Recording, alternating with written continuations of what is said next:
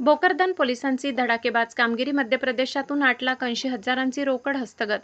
बँकेतून पैसे काढणाऱ्यांची रेकी करून चोरी करणाऱ्या टोळीचा पर्दाफाश. 3 आरोपी निष्पन्न. बँकेतून काढलेली 9 लाख रुपयांची रोकड पिकअप वाहनाची काच फोडून लंपास केल्याच्या घटनेचा भोकरदन पोलिसांनी अवघ्या काही दिवसात छडा लावला. पोलिसांनी तपासाची चक्रे वेगाने फिरवत मध्य प्रदेश गाठले आणि 3 संशयित आरोपींकडून तब्बल 8,80,000 रुपयांची रोकड हस्तगत केली.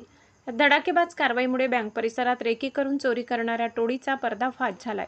23 जुलै रोजी कोठा जहागीर येथील बबिता भागाजी इच्छे यांनी भोकरदन पोलिसात तक्रार दाखल केली होती. जय योगेश्वर महिला बचत गटाच्या नावाने भारतीय स्टेट बँकेतून 9 लाख रुपये काढल्यानंतर ही रक्कम पिकअप वाहनाच्या कॅबिनमध्ये ठेवण्यात आली होती.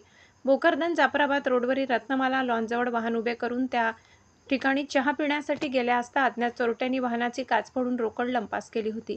घटनेची गंभीर दखल घेत उपविभागीय पोलीस अधिकारी डॉक्टर नितीन कटेकर, पोलीस निरीक्षक किरण बिडवे यांनी पथक तयार करून तपास सुरू केला. पोलिसांनी घटनास्थळासह SBI बँक परिसरातील CCTV फुटेज तपासले. फुटेजमधील संशयितांचे फोटो मिळवून गोपनीय माहितीच्या आधारे आरोपीचा माग काढण्यात आलाय. तपासादरम्यान आरोपी मध्य प्रदेशातील राजगड जिल्ह्यातील असल्याचे निष्पन्न झाले. त्यानंतर पोलिसांचे पथक तातडीने मध्य प्रदेशात रवाना झाले. पोलिसांनी राहुल उत्तम सिसोदिया वय 22, कालू उर्फ शिवप्रसाद सिसोदिया, कल्लू उर्फ जगप्रकाश सांसी वय 25 यांनी निष्पन्न करून त्यांच्या ताब्यातून 8,80,000 रुपयांची रोकड जप्त केली. बँक आणि सोन्याच्या दुकानामध्ये करायचे रेकी. पोलिसांच्या तपासात आरोपींची गुन्हा करण्याची पद्धत समोर आली आहे. आरोपी बँक तसेच सोन्याच्या दुकानात जाऊन रेकी करीत असत. टोळीतील एक आरोपी बँकेच्या आत जाऊन मोठी रक्कम काढणाऱ्या ग्राहकांवर लक्ष ठेवत आहे, तर दुसरा आरोपी वाहनासह बाहेर थांबून नजर ठेवत असे. संधी मिळताच वाहनाची काच फोडून रोकड लंपास केली जात असे. आरोपी मोटरसायकलवरून प्रवास करत असून ओळख लपवण्यासाठी हेल्मेटचा वापर करीत असल्याचे तपासात समोर आले. मोठी रक्कम घेऊन प्रवास करताना काळजी घ्या. मोठी रोख रक्कम एकट्याने घेऊन प्रवास करू नये. शक्यतो ऑनलाईन व्यवहाराचा वापर करावा.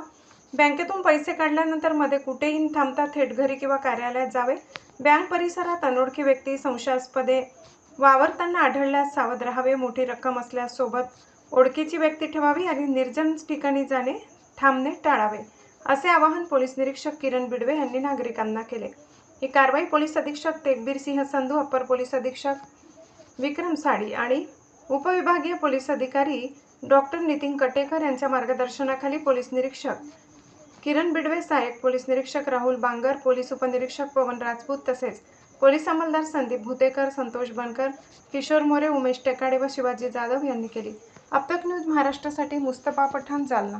जी चोरीची घटना घडलेली होती त्यामध्ये सगळ्यात कमी वेळेत भोकरदनची जी टीम आहे, आपले किरण बिडवे PI, राहुल बांगर PSI राजपूत आणि त्यांचे इतर जे सहकारी आहेत अंमलदार आणि माननीय SP साहेबांचं जे गायडन्स आहे, याच्यामुळे खूप कमी वेळात तो गुन्हा उघडकीस आणलेला आहे. यामध्ये जी घटना घडली SBI बँकेमध्ये, त्या ठिकाणच्या CCTV फुटेजचे ॲनालिसिस आणि गोपनीय माहिती तसेच राज्याच्या बाहेरील जे मध्य प्रदेशमधले जे आरोपी होते त्यांच्याशी योग्य समन्वय साधून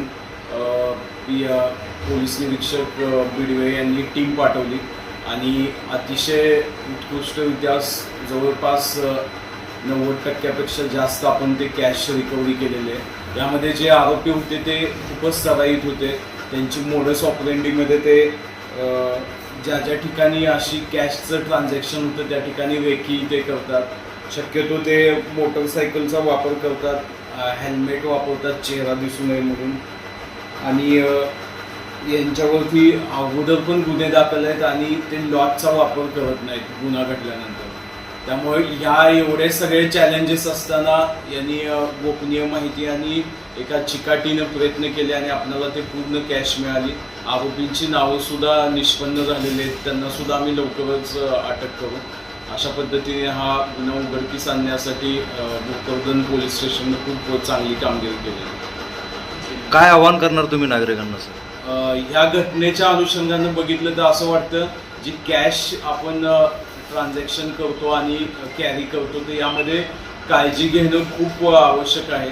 ह्या घटनेत तरी CCTV फुटेज होते परंतु ती बॅग त्यांनी एका वाहनामध्ये ठेवली आणि बाहेर चहा पिण्यासाठी गेले होते.